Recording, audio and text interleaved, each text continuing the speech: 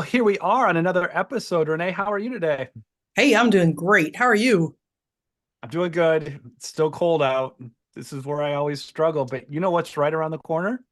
What? Spring break. Oh man, you did not pass up a good spring break, I know. I always need that little bit of, thinking ahead and positive thoughts towards something just a little bit warmer. So, as the kids get older, it's good to have those experiences. And so I always encourage people, you don't always have to go somewhere, just thinking about what do you look forward to and how do you create those moments to look forward to. And so it's always really important, right? Especially when we're in the Midwest, the doldrums of winter, it's cold and windy out. What are you doing to look forward to? So, I'm not going to whine today about the cold and everything. I I'm going to can't take a believe it. gratitude. I'm going to take a gratitude stance. Look at that, a gratitude stand. Good for you. Yeah, my parents are by themselves in a community by choice, getting older, also by choice, staying where they're staying. But they've mentioned that we should put dates on the calendar of when we could come. And they said doesn't even matter if it actually changes in the end, as long as they have something to look forward to. So it kind of shores up what you're saying. Not so much spring break for my parents, but same concept. Well, today we're going to talk about this is the second installment. There's three-part series on the missing links that we see all the time in our systems work.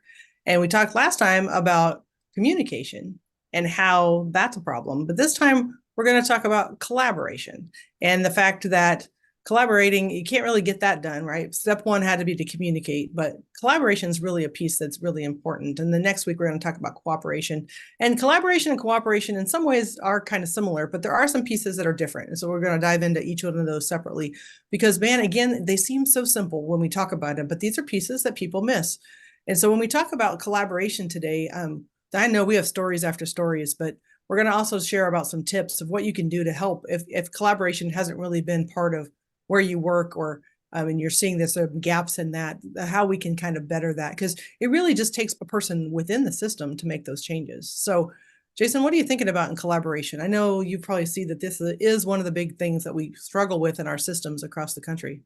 It is, and so oftentimes, when we read about collaboration or other things, to some extent kind of a lost art, right? Because we're so individualized anymore. We get focused on our individual tasks and we forget about how those tasks roll up, into a team effort. And so, and we know there's a difference between collaboration and being part of a team too, right? But, Mm-hmm. thinking about how do we pull together and work together? And I think that's a challenge for a lot of people.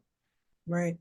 Yeah, and we think about in the work we do in mental health, there's a lot of duplication, and we're going to dive into that some. And duplication comes out of this lack of collaboration in a lot of times. Instead of talking about, okay, hey, I'll do this piece, you do this piece, so let's work together, we all individually take our piece and try to do everything. And then we're about an inch deep trying to cover a mile wide worth of stuff, and we're bad at all of it, and we haven't worked together, and every group is doing the same thing. So instead of getting, in-depth kind of good at what you do, we just sort of take on all the things and think we can just do it better ourselves. And I know you know some people like that. You got people in your life, Jason, where they just can't work with others or collaborate because, well, they just do it better themselves.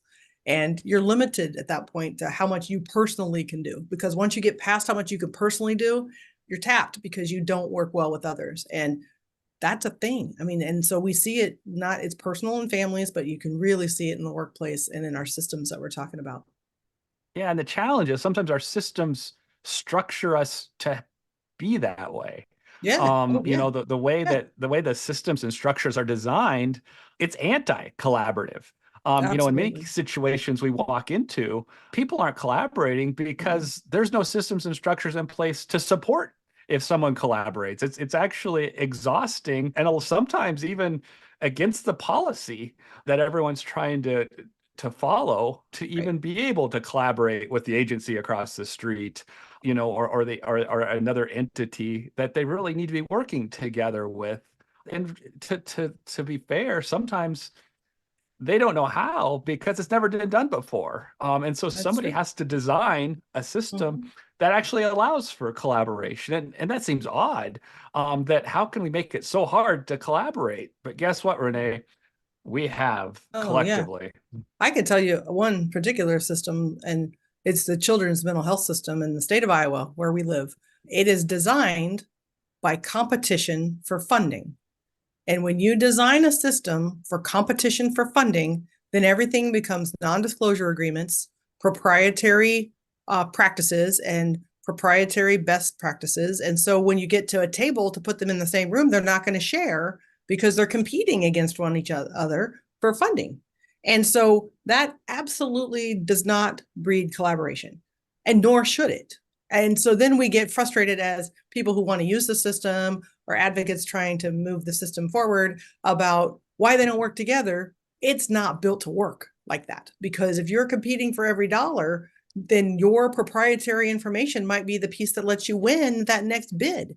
And so it's not built for collaboration, to your point. And so that's one system here, and I can go on and on about so many others.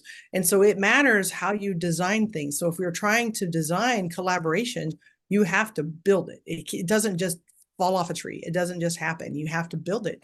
And so you can see that in workplaces, systems, everywhere. And it's a different mind shift. And there's some fundamentally just pieces of things that have to be in place for it to even take off. You have to have a foundation that makes it safe. And we'll talk more about that. But you have to have some pieces in place that you can make people want to collaborate, because it's not fair to give them a structure that isn't built that way and then be mad at them when they don't collaborate. And I think we've done a ton of that in our systems, and which is why they don't really work. And so it's not just the provider's fault. It's the system that designed it sometimes that's causing that problem, which is pretty fascinating. So when we think about the workplace, Jason, there's a lot of feedback on things that we can think about on how do you collaborate in a workplace. And like we just talked about, the foundation has to be there. But even that, how do you move forward in collaboration? And then, you can talk there, or you can talk about like, what are some of the things that are good about collaboration? What does collaboration bring us? Both of those things I think would be important in this conversation. Yeah, I think the key foundation that, you've talked about, the foundational elements, we can't leave out trust, right? In order Right. to truly collaborate, we all have to trust each Yes. other. And if there's any competition at all, whether it be funding, that next, what you're working toward, trying to work up in an organization, all of those things play into this, right? And so when we think about how do we build a strong collaborative team, it really goes back to some of those original principles of synergy, right? The sum is more than the parts. And so if we're truly being collaborative in the work that we do, we're going to see an explosion of creativity, of thinking outside of the box, of being able to do things in a new and innovative way. And so oftentimes we stifle the collaborative spirit of people by saying, no, this is your role. This is your role. This is your role. And then we just silo things to the point Right. where we're not allowed to collaborate. Right. Now there are some pieces of things where some workplaces have people that really are siloed, and it's by design or even by function, and it kind of has to be. And when sometimes I have a particular situation in my mind that is causing trouble because they're not kind of quote staying in their lane. Not that their feedback isn't good, and on the pieces Mhm. where they could collaborate is helpful, but what their job is kind of opposite of the other job, and so then they get conflicted because they're caring about two sides of the same coin and really struggling in that space. And so sometimes it doesn't work. But generally speaking, if you make people just shut up and be quiet and stay in your lane, you miss all of those good ideas, like you said. And when we talk about collaboration in the workplace, it can prevent competition from clients and funding and just all those kind of things. If you're collaborating and working together, then you don't feel that tension of working. And we talk about this a lot, but in mental health, it's funny to me and kind of sad and really scary that we argue and fight over clients when there is not enough people to treat all the clients who need all the help that need to be treated. But we're like competing for clients in a space where there's more clients than we know what to do with. And until you call that out, people don't see it or realize what they're doing. And it's not a collaborative situation, then it's like, I'm going to keep my people and you keep your people. And sometimes it's like, maybe you're not the right person to work with them and you should be working on, helping each other. But that's one. And then, like we said, duplication of services, right? If we're all going to create everything ourselves, then we don't really think about who's best suited for it or who is better structured for it or who has better strengths in that area. We all try to do everything and do it all badly. I know there's a hospital that tried to do that with trying to build their own outpatient services that never ever took off the ground. They should have never been in the space in the first place, right? And then a third is like thinking about how collaboration can build networks, it can build teams that really work stronger together. And it really then becomes more systemic and more of a system when you are collaborating. So I know there's some other data out there about research, like what else, what needs to happen to help us besides trust? What else needs to be there for us to kind of build collaboration, Jason?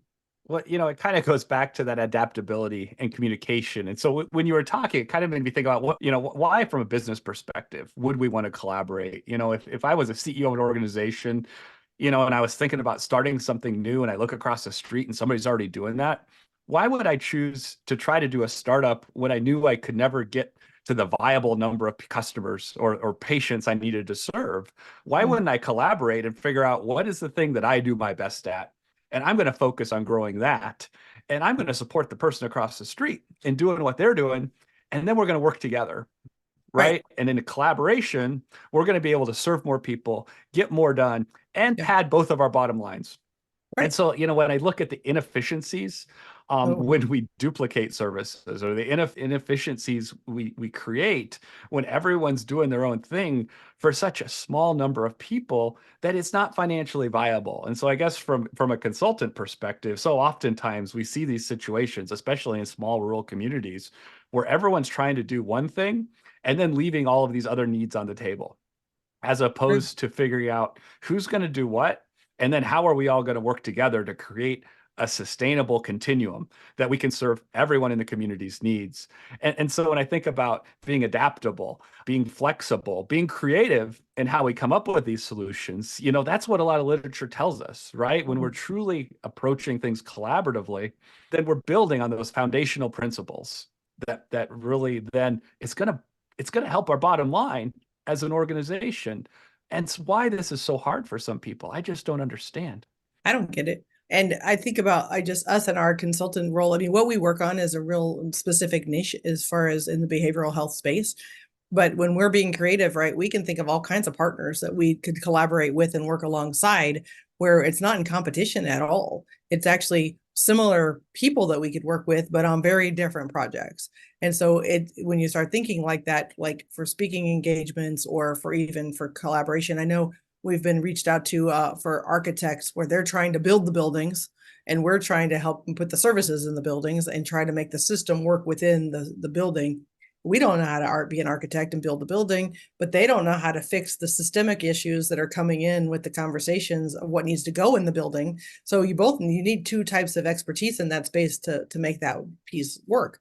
And so it's nice if you're thinking collaboratively, you can think about, okay, that's not my area of expertise, but I could work with these people that I like, who we could talk to about, working together on projects in ways that can make us bigger than we are, to get bigger projects than we have, because we just really focus on our piece.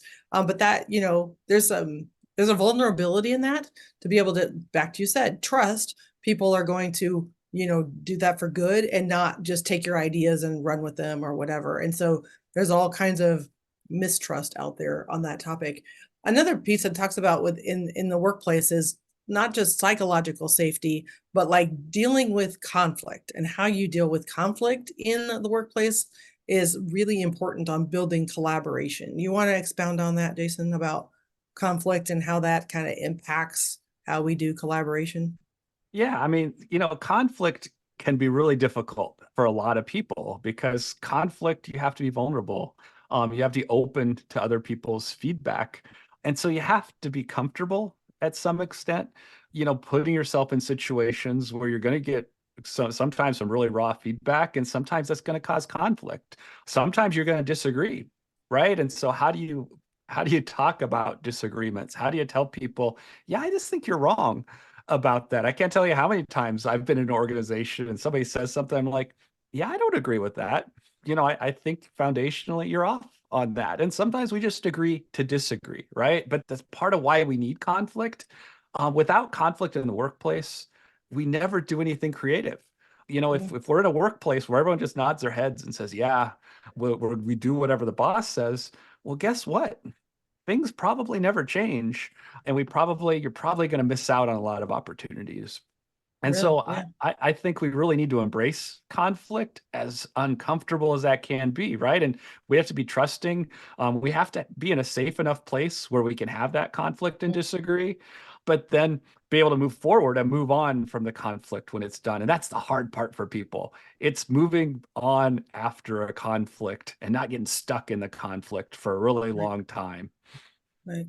The other thing I think about in collaboration is helping people, if you're in an organization and you're in leadership in that space, is helping people see where they fit in and like their strengths and their what they bring to the table.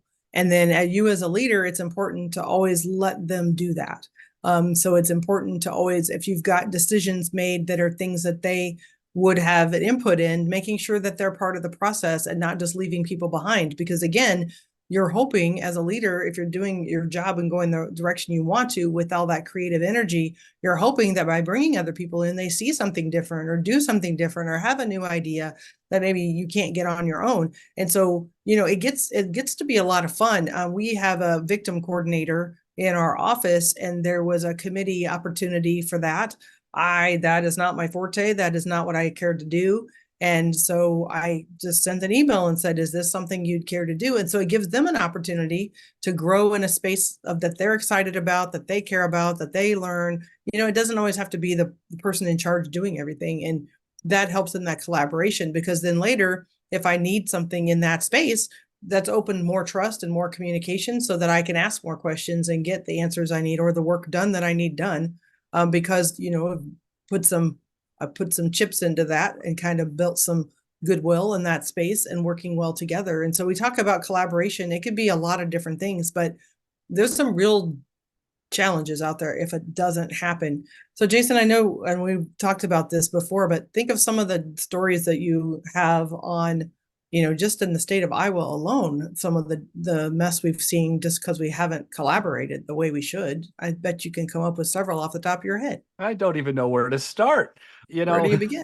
when we start thinking about, I think we could almost go to any segment, and have examples of what happens when we have multiple roles being done in duplication. I think mobile crisis is a great example, right? We've been rolling out mobile Mm-hmm. crisis systems across the state for, the Right. last 3 or 4 years, really, with a final deadline being, this past summer of ensuring that everyone has access. Everyone still doesn't have access. But in some communities, not only is there just one mobile crisis response, they've actually created other types of mobile crisis, right? So there's Mm, the main one, but then the others have created like, well, here's a special response team with law enforcement, and here's a special team that goes along with right. the paramedics. Mm, And so, in one community, there's three different options that are kind of all doing the same thing, right? Each ones are unique, and that's okay, right? Each community needs to design things that they need. But at what point does that overlap create duplication and confusion where then no one can really be efficient or effective in what they do? And I think that's kind of the key. And it'd be one thing if all of those systems were functioning and working together and sharing information, but if they're all doing it solo in a silo right. on their own alone, Mm-hmm. then how effective can any one of those responses be? And I would challenge not very effective at all. Right. It's almost worse than doing nothing, because now you've confused the public, you've confused the people who need those services, you've Mm, confused the professionals in the community, and is that right. actually doing more harm? Right. And in that case, that's a great example. And now there's probably three different phone numbers to call. So the infrastructure costs are up, the administrative costs are up, and the client confusion is off the charts because one of those might work daytime hours only, 8 to 5. But if it's after 5, they're not coming. So then somebody else has to cover that same area. And then it goes back to what we talked about last podcast about communication. And the odds are really not good that the two or three in the same area are communicating at all, to your point. And so then you've got the missing link of communication, but with duplication, that gets even more problematic because a client thinks that they're getting a service and then they don't understand, when the shows up this way one time and looks like this another time, how that happens. And so it just really causes some other challenges. I know another one in our state where when we tried to roll out access centers, which were supposed to be kind of one-stop shops for your where do you go in a crisis to get a crisis evaluation and then kind of next steps on what to do. And instead of the regions and the state collaborating on where they should go, I believe we have at least three on 380 in eastern Iowa. One down in Johnson County, one in Lynn County a few miles up, and one in Waterloo right above that. And we were supposed to have, I think, six in the whole state. And so that's not collaborative. That's not like working together. That's more of a, hey, let's just do what we want to do and then put them where we want to put them, even though, there's a whole lot more in the state. Now, granted, they have a lot of population base in that part of the state. And so do they maybe need more than maybe Western Iowa? Yeah, absolutely. But was it really like in a collaborative way? It really wasn't. It was the region that's including more than one of those counties ended up only paying for part or one of them, and then counties had to pay for the other one separately because they weren't going to work with them, and it just became this whole proprietary garbage thing again, and it's not best practice, and again, confusing. And those things, as you can probably guess, they don't have the same policies at those three locations or the same admittance standards or anything else. And so then the sheriffs, the deputies are complaining about who do we send them to and if they get accepted in this place versus that place, because they're not the same. And so it didn't really work in a collaborative way. It worked in this individualized thing, and that didn't really serve the client. And so now here we are again, where the policy was good, had a pretty good reason for why it was going, and then the rollout and the communication around it just isn't what everybody wants. And people to this day are frustrated, and that's been in law now for a while, and it still doesn't work the way legislators intended, and it's just a frustrating mess. And that's another just example of how we didn't really collaborate the way we could have or should have. And I think had we done that differently, you could have done some things. So Jason, I know we haven't talked about this, but like if you were going to start a collaboration with somebody and it's somebody you haven't really collaborated with before, but you're thinking, like I could think of an organization that did this. That's like, well, maybe we shouldn't have started this program. Maybe it really was duplicative and maybe so-and-so would do it better than us. If you're in kind of that space, or, hey, I see this hole and I can do part of it, but I would need help. I would need help to fill the hole. How do you start those collaborative conversations? Like, where do you begin if you're like seeing something that you're like, I can do part of it or a piece of it, but I would need a team? What do you recommend to like people to kind of start working together in that space? I think that's a fantastic question, Renee. And I think the solution is going and asking for help. I Mm-hmm. think this is an opportunity for your local community foundations, United Ways, to actually fund projects where it Mm-hmm. brings people together to develop an action plan to actually collaborate in an active, meaningful way. One of the realities of our systems is that small organizations and nonprofits, it's hard for them to collaborate. It's hard for them to do these things on their own without some support. And I think this is a great place where asking your local community, saying we can use our local funds more efficiently, but we need to figure it out. And I think that's where I've seen the work that we do be the most successful and the most long lasting is when there's been funders who have stepped up and said, we're in this for the long run. Help us to figure out how we can all be the most efficient and best at what we do, right? Because we know, when we start really truly measuring data as a collaboration across entities, that we can demonstrate more bang for your dollar, right? We can serve more Right. people, we can support more people, we can deliver a higher quality service. And Right. I think that's really hard to do independently unless you have the opportunity to get more support. And so I think you almost have to ask for help. I think you need to figure out how your local funders, maybe your local state, region, districts, whatever your system looks like, but finding those stakeholders who can come around and support you in that change project. Yep. I know for myself, there's things that I know that I bring into my new role that I can do to help change the office and grow to a point. But there's only so much I can do inside. I'm going to need a third party expert outside to come in and help facilitate some conversations that must be had, but it's not quite right appropriate for me to do it myself. Or I need to be part of the conversation and not trying to facilitate the conversation. So sometimes just asking for a facilitator to come in to help you get to, you may very well know what the issue is, but having a third party come in and help you have that conversation lets you be part of the conversation rather than trying to oversee the conversation, and you can get a lot done in just a short amount of time sometimes with having conversations. And if you want to start a new collaboration with another partner, but you haven't historically really gotten along super well or whatever, having that third party there to be able to, maybe help you strategize that or help you kind of think through that is actually a pretty good idea, because you can bring somebody else in, or even a third group that you're not sure how they fit, or to your point, maybe a funder, somebody kind of different in that space, and bring the three together and let that creativity flow could really help, because you sometimes just need that extra voice that at the table that can help you kind of see what your options are that you may not see yourself until you bring somebody in.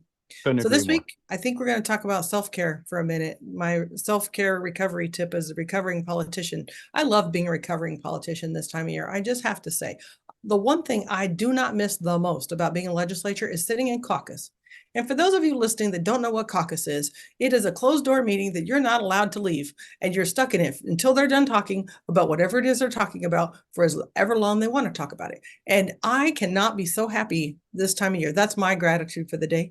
Not spring break, not being in caucus. And I'm telling you, every time my brain starts to think maybe I'd want to be reelected for any good reason at all, I think of that moment and go, yep, no, I'm good. But in that process, last week we talked about, that maybe you did an after action review, and maybe you thought about your routine and you're like, I decided it's not working, so I'm going to quit. Well, let me try to talk about why that might not be the best idea. So if you were working on self-care and something wasn't working and you're like, I'm just going to quit. Maybe instead of quitting, what we should think about at this point is it's time to shake it up, to do something a little different, to make it new. Maybe you're just bored, or maybe you're not getting the result that you wanted. If the goal of self-care was important to you, which it should be to all of us working, that we don't want to be burnt out, we don't want to be under chronic stress, we want to actually live a balanced life of work and life. If that's a real goal for you, you don't give up the goal. You may change the strategy 1,000 times, but the goal is still important to you. So don't quit. Think of, okay, maybe this isn't working the best. Maybe running outside in February isn't the best plan for your healthcare, because maybe it's too cold. So then there might be, for a short season, something different you need to do. That's how I would think about it. So now's the time to think about, what else could I do? Is there a video online? There's so many free resources right now about, if you're wanting to be into meditation, to exercise, to yoga, anything. There's these somatic exercises you can do. I mean, just amazing what you can find for free on the internet these days of options. And so if you're bored with what you're doing, I just challenge you, don't give up, don't quit, find something new and just mix it up, because I'll guarantee spring break's around the corner, and you're going to want to feel good, you're going to want to look good, and now is not the time to give up. So for all of us in self-care land, let's just keep going. Like Jason said, spring break's not that far away, and then it will be spring and we will all be a little bit happier. Well, today we talked about the second of the missing links, which is collaboration.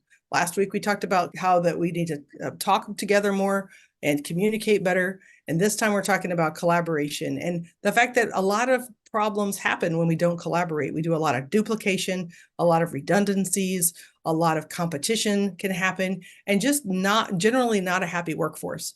And so thinking about what could we do better? And the way to do that better is to have some conversations, and maybe you need to ask for help, and maybe you need to bring in a consultant to sit down and talk with you to strategize about what your options are. Well, next week, we're going to dive into the third piece of this, our last piece of a missing link, and that's cooperation. So we'll see everybody then.